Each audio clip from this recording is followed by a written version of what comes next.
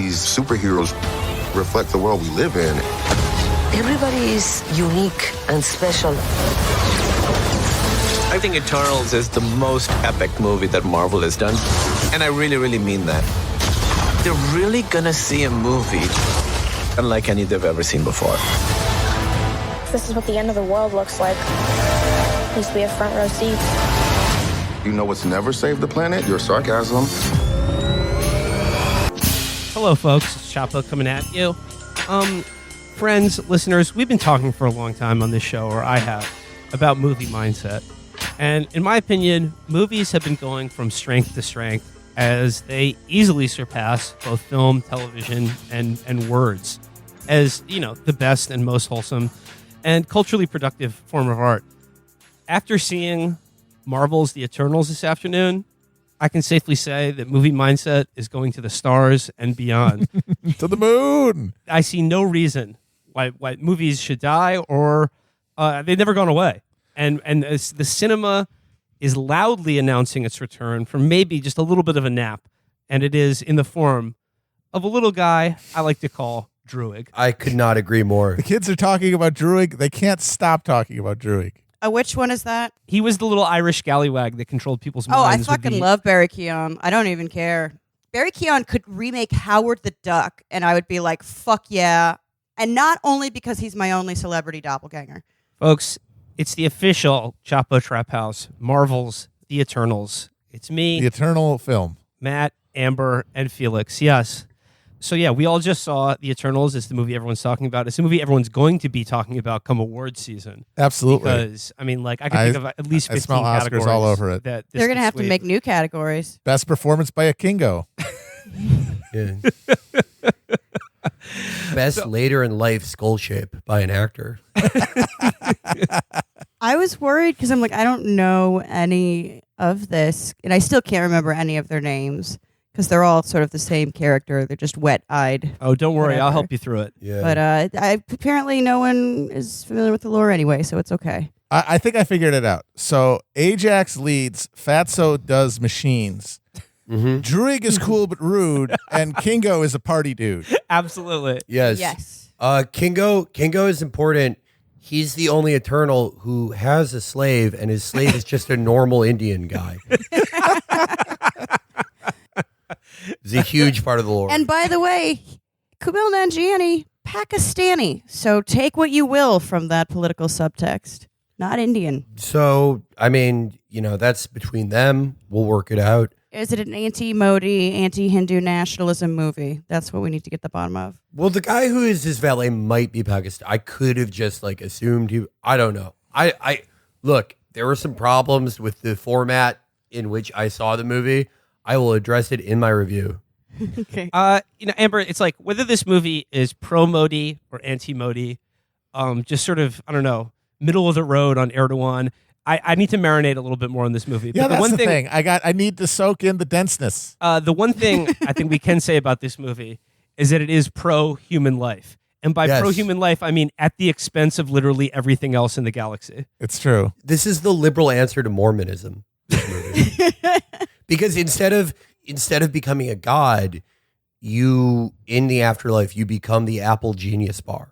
That's really what the Eternals are. They're the Genius Bar. Oh God, it's true. Oh, All right, so let's just round down here. Just your initial thoughts on having just seen The Eternals. I might be a little bit sleepy from my booster, and I think I nodded off once or twice. It was very long, and I just remember every time I sort of snapped back awake, everyone had very wet eyes. I'll say a nice thing, other than my beloved Barry Keoghan. It didn't have any Whedon dialogue. I was surprised. you must have missed some of the scenes with Fatso and Kingo because they were doing some epic soy dance. Oh, maybe I was asleep. You probably were, and thankfully so. Those are really the worst parts of the movie because it just grinds to a halt for them to just do some epic dance. Yeah, they're talking about like the destruction of all life in the universe, and Fatso is like, am I hearing what I think I'm hearing? Yeah.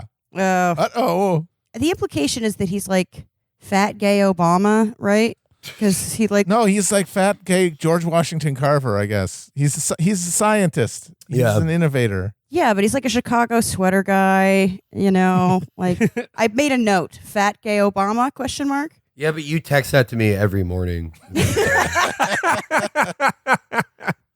I've never known if you're calling me that or you're just saying it. I don't know.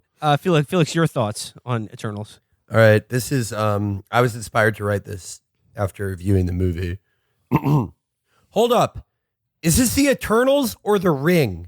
I say that because every film bro will fucking kill themselves after seeing this. To say Chloe Zhao understood the assignment is an understatement. While movie heads were saying bullshit films called The Last Day of July and Rainy Coffee were cinema because they're depressing, Marvel turned in a visually stunning tale of morality and imperialism in the age of neoliberal atomization, spelled properly. And that's serving cunt on Christopher Lash, sis. Let's start with the visuals. Eternals is boldly displayed in 144p. This is not something even the most antagonistic filmmaker would do. That represents the blurry nature of modern life. For the most part, I had absolutely no idea who these characters were, why their voices sounded fucked up and echoey, almost as if recorded by camcorder in a movie theater. Anytime two characters kissed or had sex, it seemed as though they were being forced to prove to an immigration official that they are not in a sham marriage. There are breathtakingly unfunny lines sprinkled weirdly throughout into dramatic moments that you still don't really give a shit about. And that's what life is really like. That's the experience of being a person. Someone tells you that your friend died and you go, but I'm friends with BTS. You give your loved one, your beloved, your spouse, 3 incredible robotic pumps. You talk exactly like John Hodgman, but translated into your exact culture. That's what it means to be both a person and an eternal. But as if that's not enough, there are frequent pop-ups advertising online slot machines in both Hindi and Spanish. That shows that globalization has made us lonelier and that all our personal relationships are in fact gambles. If you are Martin Scorsese, you should end your entire bloodline. You could never think of this, you short piece of shit. Go ask your wife to get some chocolate chips from the high shelf. Hey, Hunty, notice I haven't mentioned the plot? This is already better than The Irishman, a movie about a lying Hyperborean buffoon. Let's dish, oomfies. All the characters in this movie are named Hermit and Furlock. They say things to each other like, are you in love with insert character? And I have been alive for eternity and witnessed a lot of history. This is a conscious choice reflecting how late capitalism has caused us to boil ourselves down to the essentials. Nowadays, there is no time to describe ourselves as individuals in relation to each other.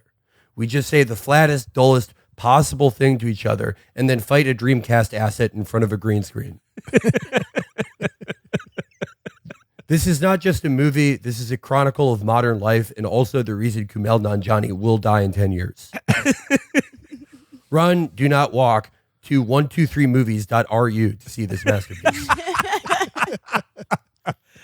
Beautiful. Thank you. I will say from my own experience of watching this movie, I would describe it as punishingly long. Mm-hmm. Yes. Because look, you can say what you want about Venom, Let There Be Carnage, and established artists like Paul Thomas Anderson have said that they enjoyed the movie as well. But for everything you can say about Venom, Let There Be Carnage, you cannot say it is a second longer than 90 minutes. This movie was 2 hours. 2 hours and 47 minutes, I believe, was the runtime of this movie. They needed every minute for the audience to fall in love with these characters, like Blorpo and Chunkus. Yeah, I don't think like Herman deserves any less time than that. Okay, I will say though that despite the brutally long runtime of this movie, that was filled with mostly things that were not really absurd or baffling, but just like really boring. So boring. I will say, I think every minute of it was worth it for the scene that I was waiting for, that delivered it at a level that like I couldn't anticipate knowing it was coming. But to see Salma Hayek and Brian Tyree Henry wearing a bow tie stand in the smoldering ruins of Hiroshima and say the line, Druig was right, made it all worthwhile. It made it all worthwhile. Hashtag Druig would have won. It was never explained why they showed up after, like, they want to see if anybody was left, everybody was hanging out. And like Fatso was dressed in like a lab coat and a bow tie, which seemed to imply that he would just come from the Manhattan Project. He's a and was science like, oh, guy. God. He's Bill Nye the Science Guy, basically. He's there to inspire us to do science all through history. I was just imagining if you were Japanese and you saw the movie where Fastos or Fatso is like just stumbling around Hiroshima and crying, how do you not like? How does everyone not become Mishima? How do you not go? Oh my God, we were wrong. Oh my God, fuck. Everyone needs to be in the military. In the universe of this movie, though, that like you are the lone survivor of like the atomic blast that leveled Hiroshima. Your body is just like convulsing with radiation. You're probably going to die. Your entire family are literally shadows on a wall. Yeah, next they've to just been exactly turned into fucking just like outlines on the fucking gravel. You emerge from like the ruins and rubble of your building. You see Salma Hayek and Brian Tyree Henry sobbing and just saying simply the phrase "Druig was right." This fat nerd whining about how he picked wrong in the real life trolley problem. It's the worst. It's the worst thing. The whole thing is literally like a trolley problem, and it's like a weirdly like. I can't tell if it's anti-imperialist or imperialist. Like, it definitely like tries to play with those concepts, but like. Then it's like, whoa, backing off. Like, is intervention a good thing? Should we be saving them? Do these people deserve to have help?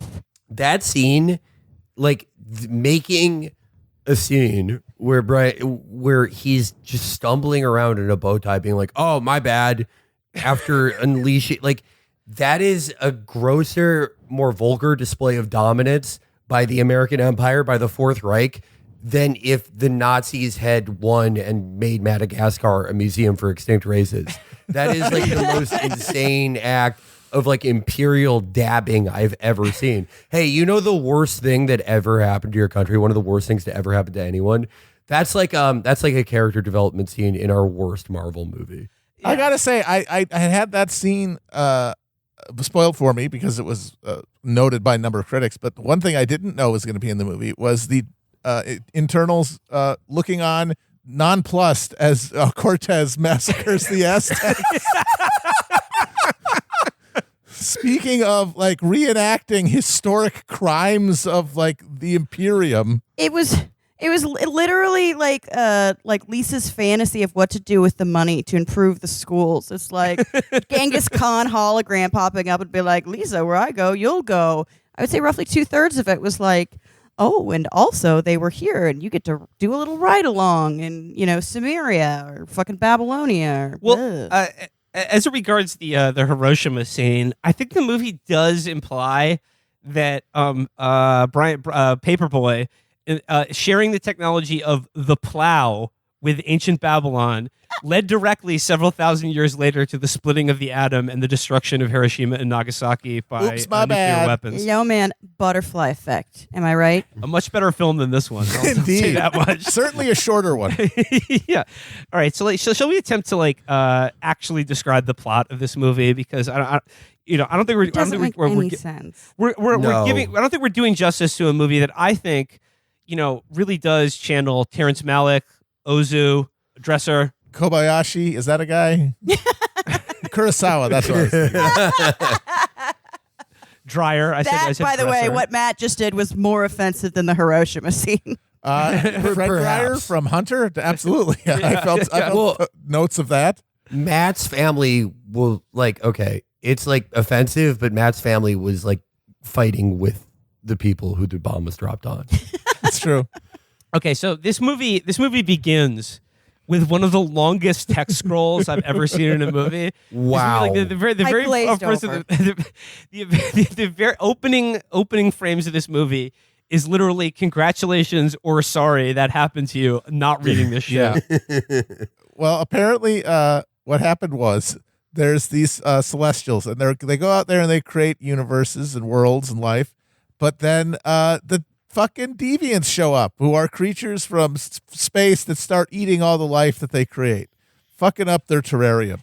And so they created the Eternals to prune down the population of deviants and allow life, for example, human life, to thrive. The Eternals are a deviant containment system. Yes. If there are deviants on your planet, the Celestials send the Eternals to exterminate the deviants. Yep.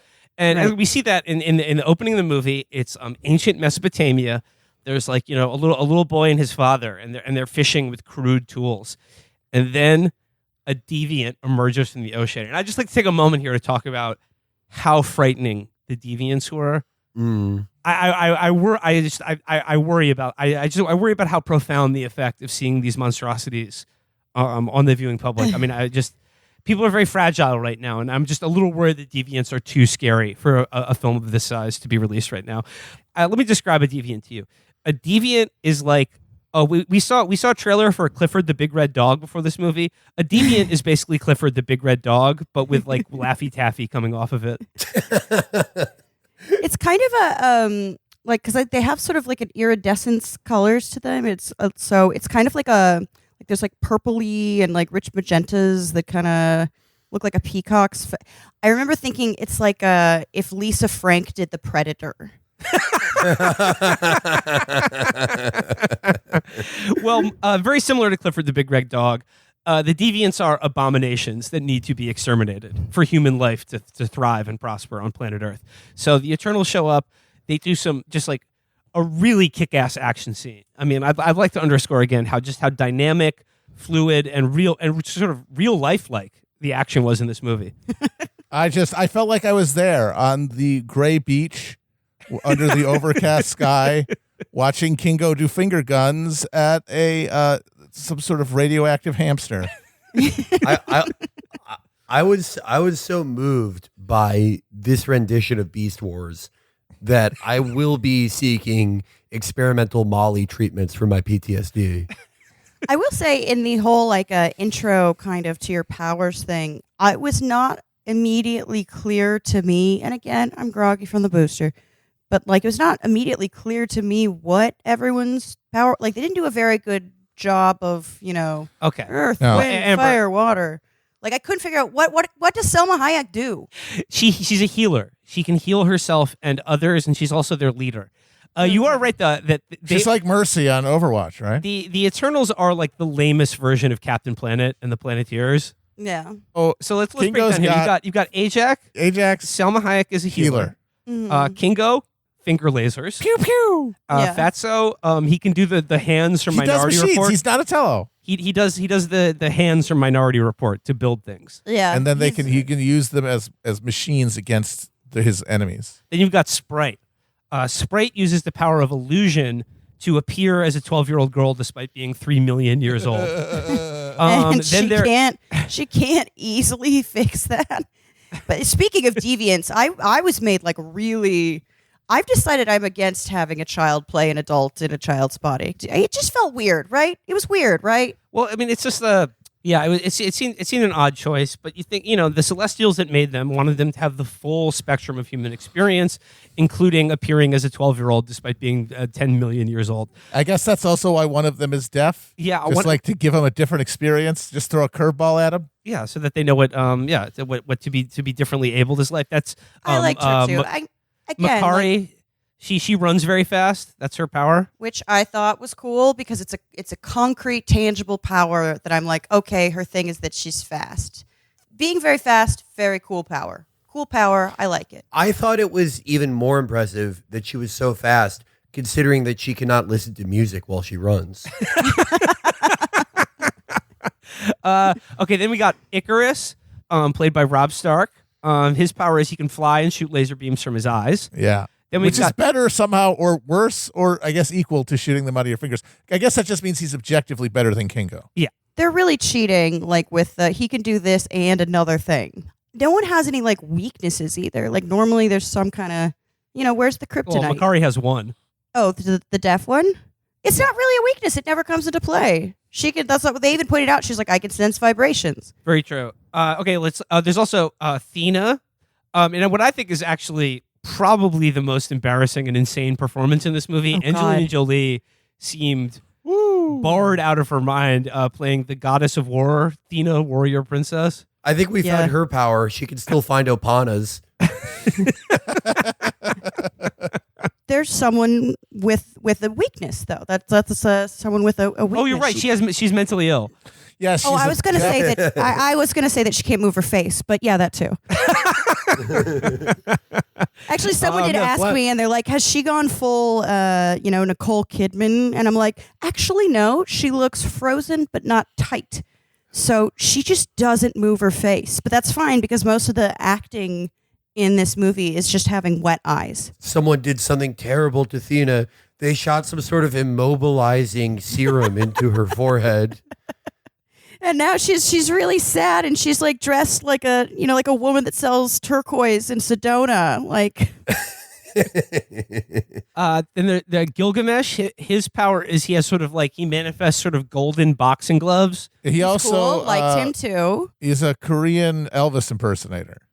He's what he looks fun. like. I liked the big Junga thing about him. I thought he was cool. And rounding out the Eternals, we have Cersei, played by Gemma Chan, and her power is she can transmute matter into different kinds of matter. And then last but not least, honestly, the real star of the film, honestly, the character who really stole the film, from my opinion, it's Druig. Druig, folks. We talked about Druig. Druig. Yes. Druig. Pro Barry. I'll defend Barry at all costs. I was going to the movie expecting to love Kingo, but Druig stole my heart. As we described earlier, he uses the eternal Irish power of lying to control men's minds. Yeah. It is, Okay, like Kingo, like definitely has some like homeschooler late bloomer swag. We agree on that. Oh yeah. But Druig is like that is a guy who's born with swag, the Hyperborean swag. Bog swag, they call it. Yes. Wag. So, Eternals roster done, complete. They defeat the Deviants and allow early Mesopotamia to flourish. Then, several thousand years later, we are in present-day London, and Cersei works in a museum where she is dating Jon Snow. She works in a museum where she, I think, teaches public school in the museum. She's a teacher. She's a museum teacher. But she's yes, yeah. She's in like the natural history. I just couldn't figure out what the thing was because they don't. That's not a school. That's a museum. All of the Eternals have scattered. They've broken up the band for unspecified reasons. They've been living sort of on their own among and sort of as humans for several centuries. But then, folks, the Deviants are back. An earthquake happens, and Deviants show up, and they start going after the Eternals one by one. These deviants are rough customers, folks. These Deviants, they like rough trade. They should have made this movie even longer. And there should have been, like before you get to present day, they should have shown Rudy Giuliani getting the Eternals to clear out Times Square with all the deviants. It's like leather daddies who look like the Predator. Yeah, they've got jacking these off on each day-glow other. dreads. They're like feral Coachella attendees. They're the Island Boys. Oh, shit! Yes, the deviants are island boys. So a deviant attack on Cersei and Sprite and Jon Snow happens, and they're saved at the last minute by Cersei's ex-boyfriend, Icarus, played by Rob Stark. He saves them with laser eyes, and then basically the next 2.5 hours of this movie is an extended getting the band back together movie, sprinkled in with flashbacks to the fall of the Aztec civilization, Hiroshima, and I don't know, the Irish potato famine. I think that's a lot of these movies, though. It's just like we're get the band back together. It's the entire movie of these things. Well, I mean, it's because they want to flesh out a world, which means also none of these people can have any personalities. It's like, you know what it is? It's getting a pack of X-Men trading cards. You can read the stats, rifle through them, and then they're like, yeah, then they save the world from extinction. They don't stand apart from each other nearly enough to sustain the interest of these prolonged introductory No. sequences. This is when I Absolutely not. collected comic book cards. This is just what Yeah. it is. Did you have the whole Danger Room set, by the way? Yeah, I did. Yeah, hell yeah. I was gonna say, it's sort of like the pleasure of a movie like The Blues Brothers, but instead of getting to meet Cab Calloway and Aretha Franklin, you meet Gilgamesh and Druig. But you don't even really meet them.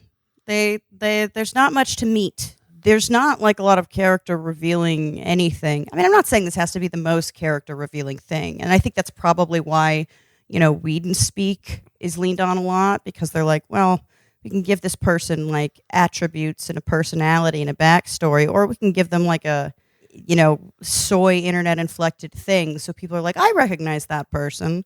But you don't really have enough time. There's 70 main characters in this movie, and none of them are interesting or distinguishable from one another. Say what you will about the adventurers, but like there's a little bit of like liveliness in those characters. I mean, like some of them have a little bit of sauce. The Eternals, no sauce. Well, a lot of it is absolutely dry. That the first generation of Marvel movies were, hey, these incredibly iconic characters that you love from popular culture, now they're in a movie. You have previous associations with something like Captain America. Nobody knows who these assholes are. No. Nobody has any prior association with Druig or Frunkus, which means it has to be built from the ground up, and there's just not enough time, and the material is not up to it. Nobody knows who they are. Specifically, the writers of this movie. Apparently, I mean, like I can't remember their names because their names are dumb and because I'm groggy. But like, there's nothing. I don't give a shit. Like, I could tell that guy has a broad charisma as an actor. I like the fucking South Korean guy. He seems like cool, and I'd like to see a movie that's a movie with him in it. But no one can really do anything with a part like this. Yeah, I was saying like the performances were like bad, but I think that's the wrong way to put it. There's no way to do this well. No way. Like, you can't say this dialogue good. They were set up. They were set up. Yeah. I mean, like, literally, there are better performances in the Nostalgia Critic movies, but that's because the source material and the way they did it is more inspiring and more conducive to portraying human emotion. This is all set up for a trolley problem. Yeah. First stop on the Eternals reunion tour, they go to South Dakota to meet up with Salma Hayek, but she's dead. They go to her farmhouse in South Dakota, and she's dead. A deviant has already gotten to her, and they're like, "Damn, better tell the rest of the gang." Who do they meet after that? I think he goes. Too many of them. She finds her, right? Yeah. Oh no, he finds her. Icarus finds her. He goes to the girl, his ex-girlfriend, and then they go to get Sprite, I think, and then no, Sprite came with them. Oh right, then they get 7-Up. Then they go to Fatso. No. Then they go to Kingo. Then they go to Kingo, who is a Bollywood star, and they show this insanely stiff dancing scene It's where really stiff. Nanjiani is doing a Bollywood maneuver. He looks like he's wearing a bulletproof vest. Like he cannot move his torso. He barely goes back and forth. By the way, It's I looked hilarious. this up because I thought it was a little bit strange that they would. And I don't care. I think everyone should be able to play everything. I think you can't be like only a fucking Hindu Punjabi can play a Bollywood star. You can't say that and also say there should be a Black Macbeth. Fine, whatever. I don't care if Kumail Nanjiani plays an Indian man. But I looked it up and I was like, it's weird that he would agree to this. And he said he got tricked into it because it was originally written in as his first scene was a fight scene. And then 4 months later, after he had basically apparently signed all the papers, Chloe Zhao was like, I lied. You're going to do a Bollywood dance scene. And he's like, I can't dance. I said no. God. He's like, he should fucking do a Me Too. That shit is like, where's the union on that? That's bullshit, that man. Confirms a theory that people have had that scene was added later because everyone was talking about how fucking uniformly grim it looked. Yeah. I can absolutely be like, fuck, get him in a Bollywood movie. We need to make this not just an oppressive slog. We have to put some color in it. Too. He's and like, yet I can't the dance. scene is like, it's like a dance of death. They're like, he looks like he's a turtle man. Like he has a shell on him. And then he does some awful banter with them afterwards. But watching the rest of these guys, it really confirms that he did not have to do all the steroids. He did not have to do the horse injections because not only is Fatso huge, just gut bounce going out of the tunic, but Barry Keogh, Drugi, is a fucking Slender Man. Yeah. No one needed to be buff in this fucking movie. Sprite looks act like Fat Elvis Halsey. guy is huge. Sprite looks like fucking Halsey. He's the only one. Yeah. And I think he didn't know that he was being drafted, and neither did the writers know whether or not he was being drafted for comic relief or not. So he's like, better play both sides. But how insane is that? Is that she's like, oh, I'd like to write you in doing a Bollywood dance. And he's like, no. He said it was because he couldn't dance, but I kind of wonder if he wasn't Well, like, he no, I'm certainly cannot. Pakistani. Like, Yeah, I'm the other thing. I'm the other one. I know that, like, your steel magnate dad told you that Han Chinese are the only relevant fucking, like, race. But it is. This is the other thing too, when they're talking about, oh, the director's a woman of color. Like, no, she's not. She's Chinese from China. That's what Chinese people are. Like, for fuck's sake, that's so shitty, and it's so insane because it's not funny. He's not like Chris Farley, like Bad Dancing, where he's like really good at dancing and dancing badly is like an extension of being like good at. So it's not funny. It's uncomfortable to watch. Yeah, it's like, I remember when this like piece of shit was being made, and people were like, oh, like Chloe Zhao is like she directed some bullshit movie that I've never heard of. So this one's going to be interesting. She did the thing that all the children of bajillionaires do is they do a tender indie movie and like, oh, by the way, I'm Winston Churchill's granddaughter. Yeah, I did not know what a killer she was, tricking poor Kumail like that. I feel bad, dude. Oh my God, no. I feel bad. 4 months later, she's like, no, you're doing it. Dance. I feel so bad for. I feel so bad for him. He got fucking rooked into ending his life prematurely with HGH. He got rooked into doing the worst Bollywood routine of all time. He got rooked into everyone laughing at him. Chloe Zhao was probably like, Kumail, do an interview where you say it's racist if people make fun of you for eating 3 pounds of stuffing during your bulking phase. Kumail, like, do this interview where you wear like Barney colors to show that you're talk hot about now. your body dysmorphia and make people feel bad for you, so they feel like they have to see the movie to cheer you up. Dude, Kumail seems like he always seemed like a likable, like funny guy. His and then comedy is Chloe funny. was like, funny as in like a good comedic actor, like on Silicon Valley. Chloe like ruined his life. She's the worst woman in the world. I feel like she's gonna be the next Harvey Weinstein, just bullying people to death. He's awful. You said he was rooked. I'm not so sure of that. I think it was like when Silicon Valley ended, his agent was like, Kumail, let's have a meeting. I got the next thing for you. And he's like, okay, this is cool. He's like, he walks in the office. You're like, here's Chloe. They're like, people like you. You're funny. You got some things going. You got a popular HBO show. It's funny. It's well liked. Here's what we got for you. And then a hypodermic just is injected in his neck. Yes. Blacks out. And he wakes up in a lab where they're himbofying him. And they're like, oh, by the way, we own you for the next 30 years. Chloe is your boss now. If you live that long. 10 years ago, do you know what Kumail was doing? Him and his wife were doing like, he was like the good Chris Hardwick. He was like, oh, me and my wife are doing a fucking D&D show.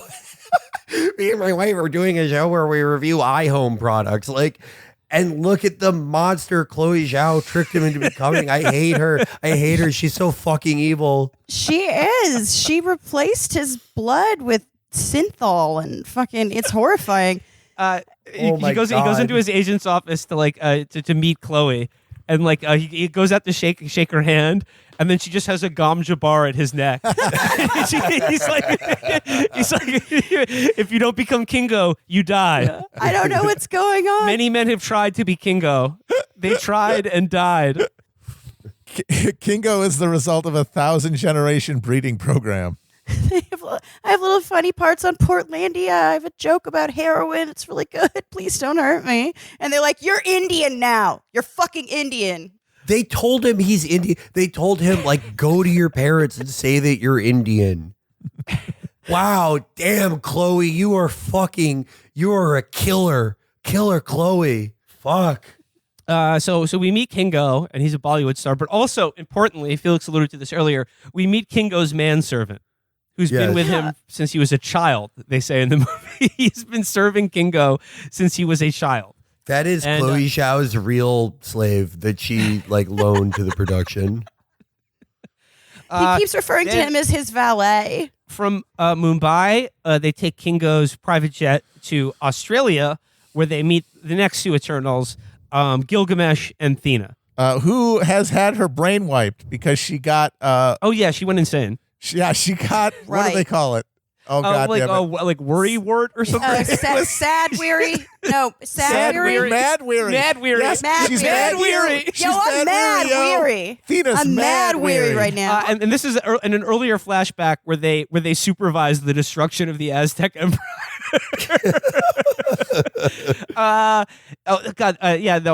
Angelina Jolie gets mad weary and her eyes go milky and she attacks the other Eternals. And then Druig is like, I've had enough of all this killing, and he mind wipes the conquistadors and the Aztec warriors and just gets them to follow him into the jungle. That was up there with the Hiroshima scene. That to me was the most interesting and bizarre of this movie. It was bizarre, but it's like, this- wouldn't this- you also do that? Like, no Yeah, one has fun. yeah, no one has fun with their powers at this, you know? I mean, but I just love the scene of like it's like these conquistadors are just like slaughtering these Aztec warriors, and then a like just small Irish scallywag emerges from a pyramid, and they all stop and follow him with glowing eyes. They're like, how haven't That you was been very cool. sunburnt to death? That is like if you invented a new religion called Nation of Catholicism. They meet Gilgamesh and Thena, and by the way, Gilgamesh, they're like, we could use our eternal technology to just erase Angelina Jolie's memories so she won't have worry wart anymore. Yeah. And then Gilgamesh is like, no, I'll take care of her, and if she tries to kill me, so be it. So basically, he gets friend zoned for eternity. There's a lot of weird things here where like they have to like spell out for you that people are in love, and like Barry and the deaf girl like flirt a lot, but they never even have like a passionate embrace, and No. you can't really tell if like Angelina Jolie and Strong Guy are together. Like it's not clear.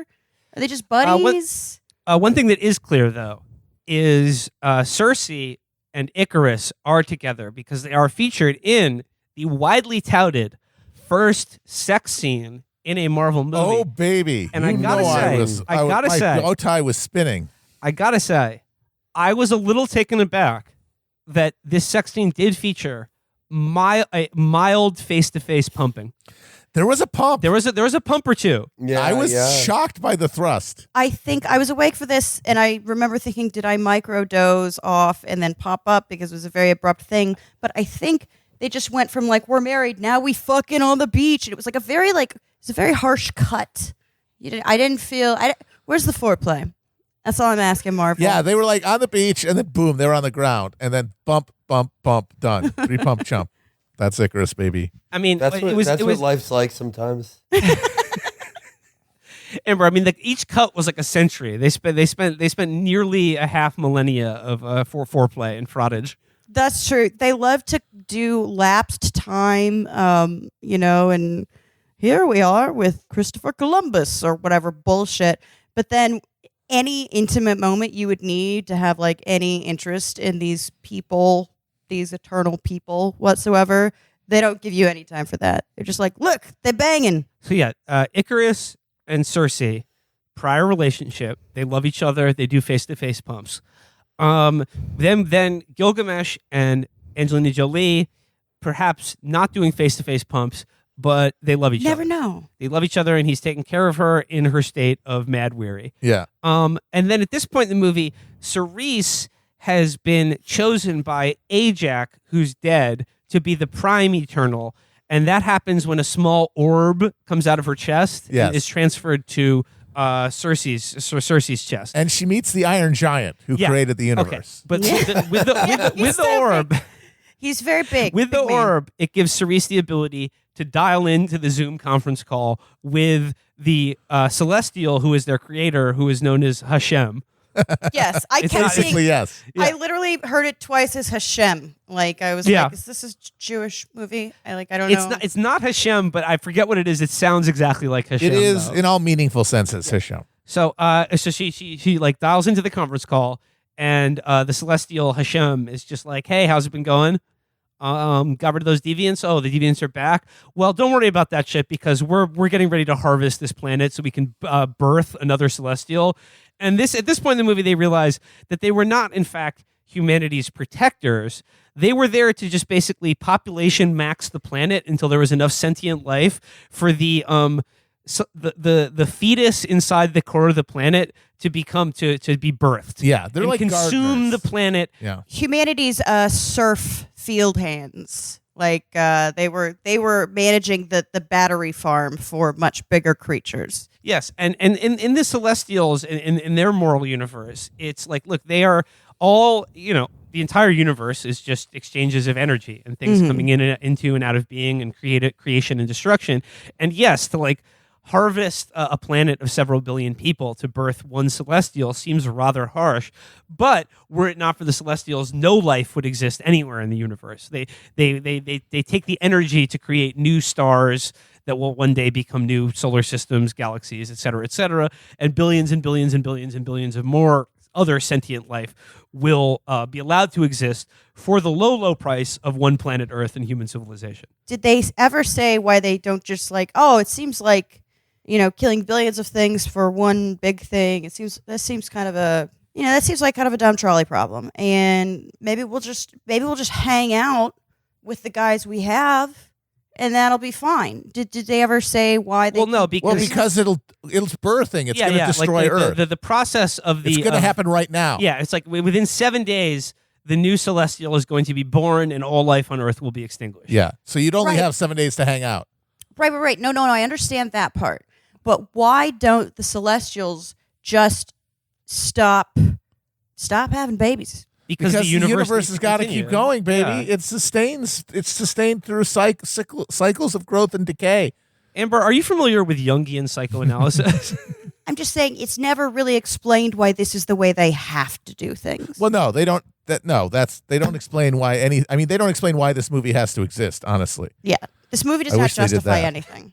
This introduces conflict into the Team Eternal because they spent 5,000 years on this planet being lied to by Salma Hayek about why they're really there, and the point of the movie is that they've spent so much time with Babylonian and Mesopotamian children that they're like, you know what, this planet, it's got something special, and then of course it is revealed that this is part of a process that they have taken part in over millions of years. They have their minds wiped by the Celestials every time they do it. So they have been like sort of seeding planets and destroying them for millions of years. And yet somehow only humans are the ones to turn their crank enough to decide, you know what, let's just put a wrench into this entire machinery. There's just something about us. What that is, no idea, because they really only show us killing each other.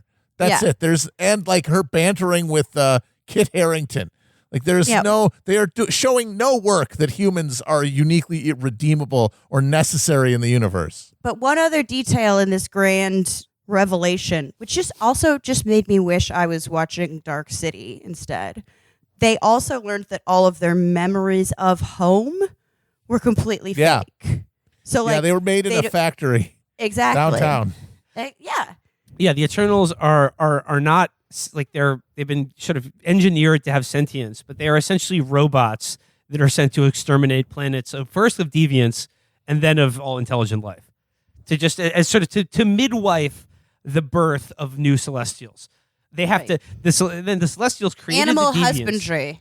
Yeah, the Celestials created the deviants to wipe out the apex predators on planets where intelligent life could develop. Because, like, I guess in this movie's world, like, they needed the deviants to get rid of the saber-toothed tigers, or else it's like Homo erectus could not have been the next logical step towards. I guess in this universe there was never the comet that destroyed the dinosaurs. They needed the deviants to do it, or maybe the deviants did secretly do it, and that's what NASA has been covering up all these years. Hashem does explain though that they created the deviants, but the deviants got out of hand. and they started Right. killing intelligent life in addition to other animal species. Because the deviants were living creatures. They were not robots. So they evolved to survive and on the food sources. No, but it's fine because the deviants will be eaten by the lizards, and then they will invite Chinese needle snakes to eat those, and then snake-eating gorillas, and then in the winter they will simply freeze to death. That was basically the plan, yes. So the Celestials then have to create the robot Eternals to exterminate the deviants so that intelligent life can reach a critical mass of population to be fed into the furnace of a celestial fire that will give birth to new life elsewhere in the universe. Yeah. Are you still with me, listener? Are you still here? Are you still like, I am loving it? It's a lot of concept, not a lot of character. But then they go to the Amazon rainforest and they recruit Druig. Who has his the descendants of the conquistadors and Aztecs who marched with him out of the Central American, the Central Mexican plateau down apparently to the Amazon, where they live in Sort of a harmony commune, yeah. with him as like the brainwashing. It's essentially the Jonestown. All-Father, yeah. Yeah, it's Jonestown. Well, you realize sort of twice it's hinted at that he's not like constantly controlling them, because when he has them sort of assemble and start shooting, they're like, wait, what happened? Why are we doing this? And then later on, he's like, you can't get in there too much. Like, it's like he has kind of created an independent commune, but with the knowledge that at any time he can make them line up like little G.I. Joes. Yeah. And Druig has been frustrated that he can't use his Irish lying power to like lie to the entire planet to get us to stop killing and, pillaging each other. He could, But though, and he decides He could, it. but he decides not, because were it not for all the pillaging, human beings really wouldn't be human beings, which is essentially why we need to survive at the expense of the rest of the universe. Because we're good at fucking each other over. But it's also that no other people in the rest of the universe are ever referenced, so I'm not even sure what our competition is. That's true. Then they're attacked by deviants, and then there's like a head deviant who's getting more deviant by absorbing the powers of the Eternals he kills. Yeah. Then he kills I think Gilgamesh. this is R.I.P. the part I Gilgamesh. nodded off because I was like, wait, who's this guy and why does he have kind of a people face? That was because he killed Gilgamesh and absorbed his peopleness. But he gets the memories? Yeah, he gets Gilgamesh's memories and Salma Hayek's healing powers, and Angelina Jolie does nothing to stop him, the deviant, killing the man who's been taking care of her for the last 5 centuries. Yes, she has to do self-care. She has mental health issues. She has got serious issues. She's mad weary, folks. She's got reality issues out the wazoo. So then, like, the Eternals, like, they're like, Druig, you can use your mind control power to mind control the alien fetus that's in the center of the planet, so it doesn't exterminate all life on the planet Earth. I think he's like, no, probably not. It's too big. And then they're like, oh, maybe we can do technology. Then they get Fatso because he's going to create the Unimind that will allow them to like pool their eternal powers and mind control the celestial fetus. At this point in the movie, it's revealed that Icarus actually killed Salma Hayek because he's known about this plan as long as she has, or at least longer than the rest of the gang, and is still completely down with the mission, which is exterminate all life on planet Earth, give birth to the celestial baby. And now his former girlfriend, his ex-wife, Cersei, who's moved on to Jon Snow, she's like, no, I'm the leader now. We're stopping the delivery she wants of an the alien abortion. baby. Yeah. Yeah, she wants an abortion. Then they go to abort the fetus. Yeah, then they abort the fetus. Yeah. Well, they find. Oh no, wait.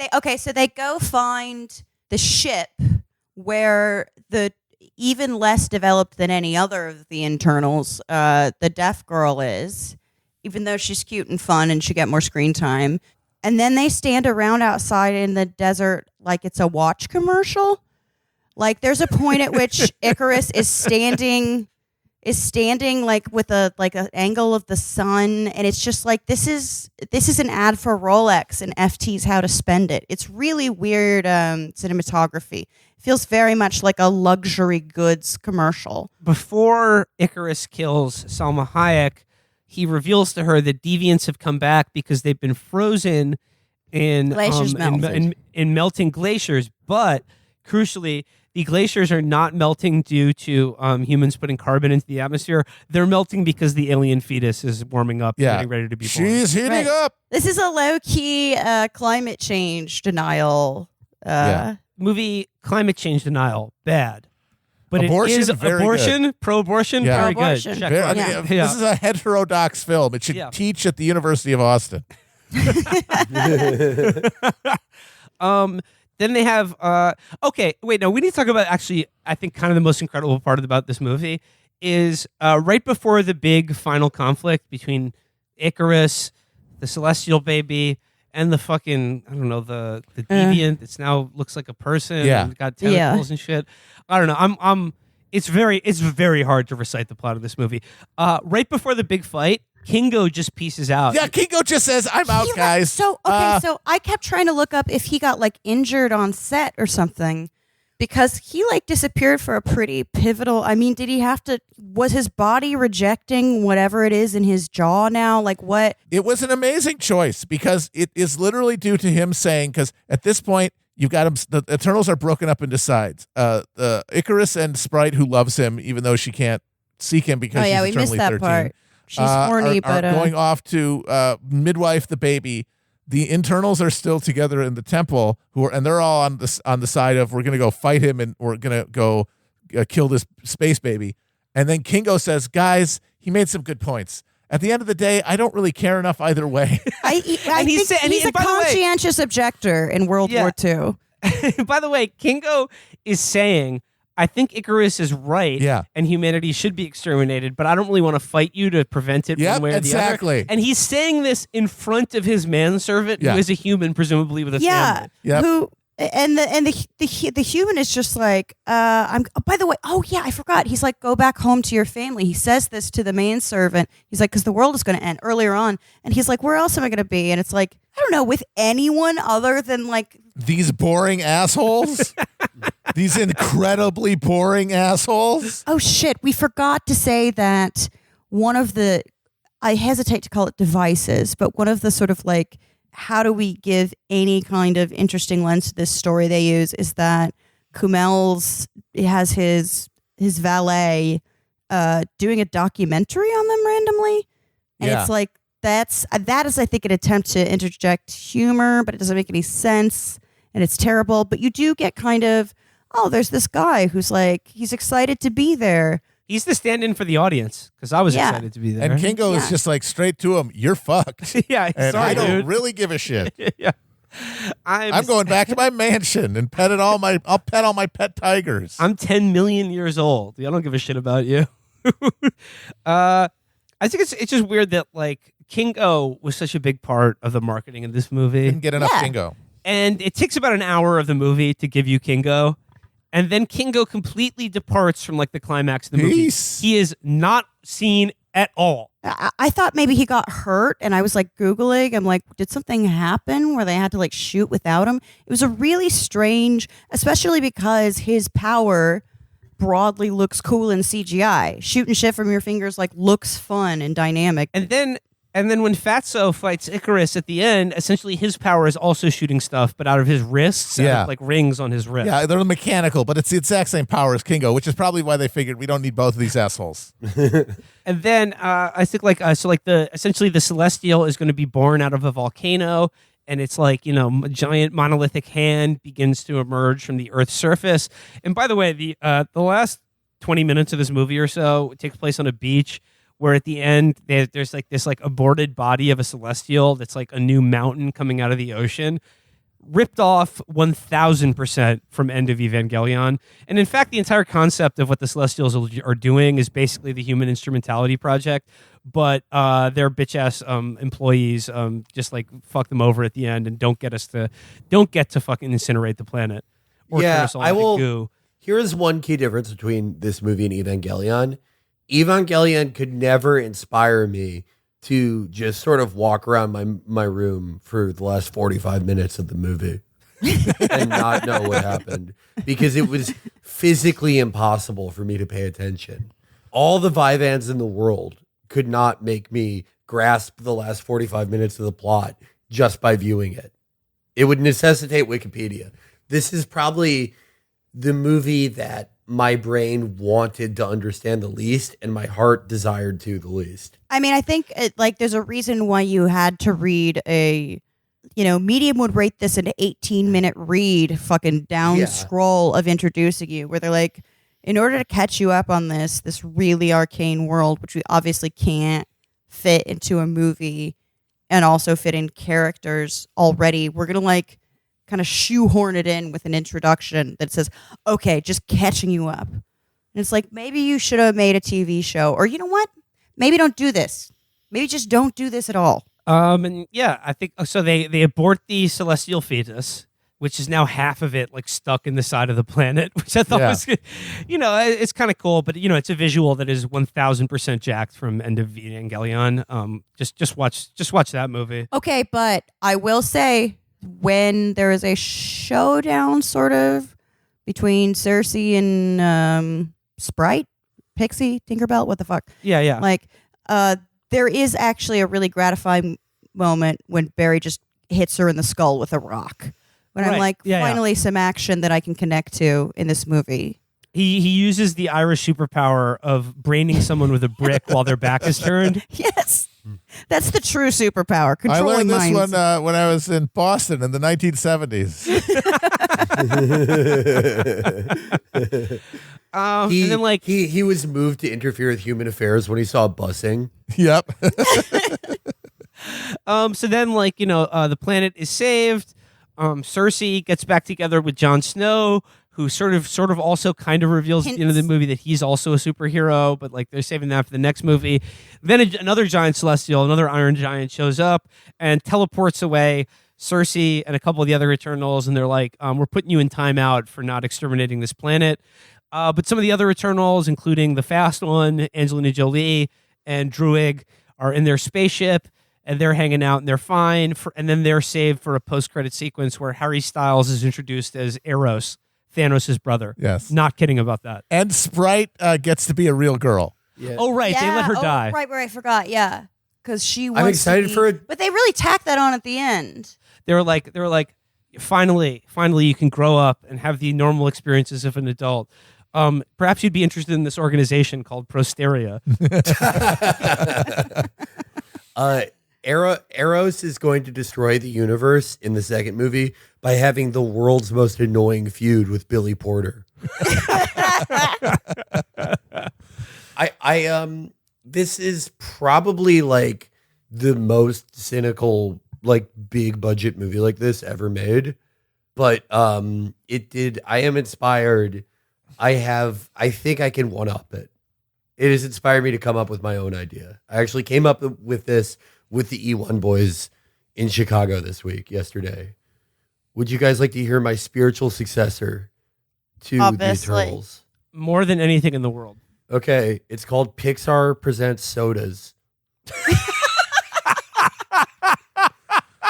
Wait, so it's like Cars, but about sodas? Yeah. Okay, and so the hero is like, it's going to be Dwayne "The Rock" Johnson is playing Coca-Cola Classic, and Josh Gad is playing his son, Coke Zero. But their enemies are like energy drinks. Like they want the family to drink them, but the kid's like, oh no, I'm like going to football. I need energy drinks, and they're like afraid of beer. Like they never really talk to beer, but then they learn that like beer is actually pretty cool, and beer actually protects them from the energy drinks. Oh, and there's also like a commentary on gentrification and stuff. Because like the name brand sodas have to escape the energy drinks at one point, and they go into this like the garage fridge where the soda ghetto is, where it's like all like Aldi brand sodas and Faygo and shit. But actually, like it turns out they're actually like really nice. Yeah, there's a lot of really good off-brand sodas. Yeah, That's a beautiful. Oh man. You guys, Wait. Will forgot the best part. Jarritos be featured in Pixar soda? there are a lot of Latino characters. So Jarritos is like he's like a cool Mexican man. But then Fanta, they're like Latina baddies. They're like the sexy sodas. Voiced by Rosie Perez. Exactly. Say Salma Hayek. Salma Hayek, baby. double dip. Catch another Yeah. check. Sure, yeah. We forgot the best part, guys. What? So they kill the baby, right? But to do so, they have to defeat Icarus, and it's Fatso ties him down with robot lasers, and then afterwards, Oh right, yeah. at the end yeah. of it, they killed the baby. We're gonna stay here on Earth and see what happens. Even though we just destroyed and disrupted the cosmic engine of creation, we're just gonna table that for now, and we're just gonna vibe. Now then, What do we do with this guy? Are we going to fight him? Is he going to hang out with us? I don't think we can really write either of those. So they had him fly into the sun. Yeah. It was Poochie getting the fucking cell pulled out of the fucking strip. It was, I guess I'll die now. Just Right, and perfect Hashem- passive-aggressive move. I guess I'll fly to the fucking sun now if you guys are going to be such assholes. And because I wanted to kill Hashem everybody. basically operates into the whole thing. He's like, well, to be determined. Like, he literally, Hashem said, to be continued. Like, that was their thing. Hashem said, I will determine, like on the day of judgment. He says the memories of humanity that you have, like, well, I'll scan through those over the next couple hundred years. I'll determine whether humanity's worth saving or not. So he just has to go through like a back catalog of like Seinfeld, Friends, The Simpsons, and just see some of the good shit we've been cooking up over the last 100 years or so. Just Okay, so anything presumably he but can do this. movie. Presumably he can do this. He can say, "All right, I'll let them live. I'll have a day of judgment. And I'll let them survive," because he's still doing the cosmic seeding elsewhere. So that means that if he decides to save humanity, that we are objectively better than every other sentient race in history of the universe. See, I was sort of hoping that the end of the movie would not be that they would abort the celestial fetus, because I think adoption is a better option than abortion. So I think they should have just found another planet full of sentient life and just teleported the fetus to that planet. Yeah. And just snuff them out, because like we don't know those assholes. Yeah, I don't know that asshole. Fuck it off. Gives a fuck. Yeah. I haven't spent any time getting to know them and their ways, like so happened to Salma Hayek. It just seems very weird that he wasn't just like, shit, the things that I made to farm the people I need to keep having my celestial babies are malfunctioning, and would just smash them immediately for not doing the thing he made them to do, right? They couldn't. Yeah. She couldn't pull out of her ass a single actual example of anything humans do or have made that makes them uniquely cool. Well, no, that's not true. She said, "I've seen them kill, I've seen them hate, but I've also seen them laugh." Oh, right. It's because we came back from Not the this snap. movie. That's it. Because it tied into the other of Marvel movies. It's because we were the ones who reversed the snap. We're the ones who stopped Thanos. And so therefore we earned our keep, I guess, is the idea. I did see that a lot of the coverage, the kind of media coverage of this movie was like, 87 Easter eggs you might have missed in the internals. And it's like, well, you know what? Then it's a bad movie. If I'm sorry, that is a bad movie. If you have to know, you can go into the 10 Commandments movie as a Modi worshipping Hindu nationalist and be like, oh, I understand what's going on. This is a good movie. I don't even need to know the backlog. I don't need to know it because it's a good self-contained story. One of the reasons that people are going to see this is because the characters they actually do recognize from other movies have a tangential relationship to this one. It's the substitution of lore for storytelling. And it's bullshit. And I fell asleep at least twice, maybe 3 times. I don't remember because the movie's it's so long. I mean, I would just like personally to our listeners to apologize on behalf of Amber for falling asleep during this movie that she's supposed to be giving, expert film criticism on. I mean, I went to the bathroom 4 times, but that was only because I had to pee. I had to sleep. You had to pee. We all have our needs. We're doing self-care. I was jacking off to that hot ass sex the scene. face pump. That's why I ran into the bathroom. The mild face-to-face pumping. Oh God, it was so hot. I was like, my I got to dick jack was off. on Excuse hard. me. All right, I gotta go to dinner, guys. So Okay. Yeah. I will Final respect thoughts. this movie.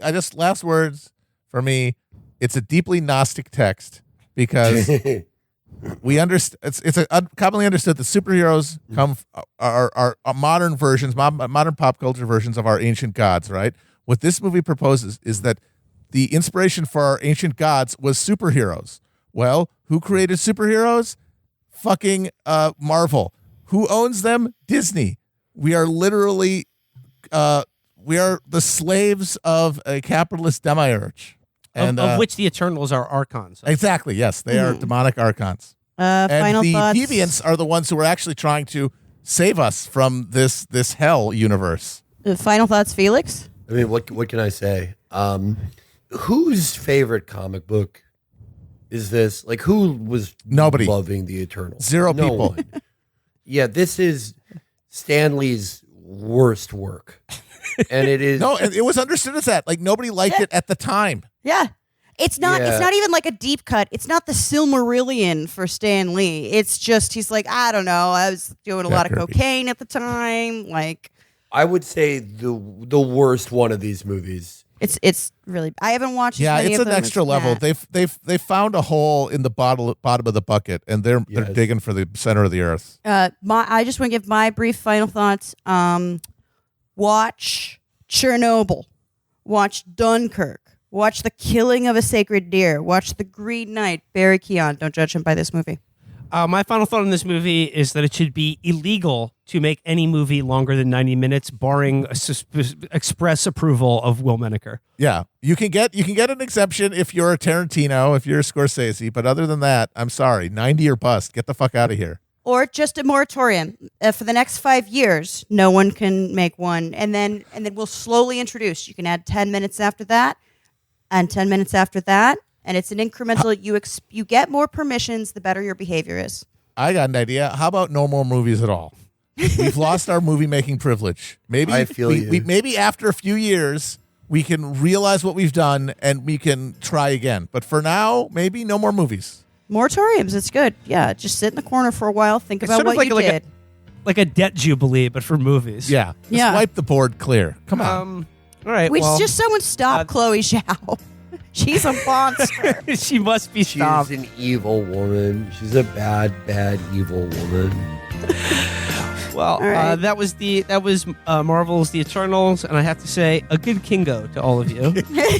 Keep calm and Kingo on. Kingo out. Let's druid this shit. Same Kingo time. Same Kingo. All right, bye.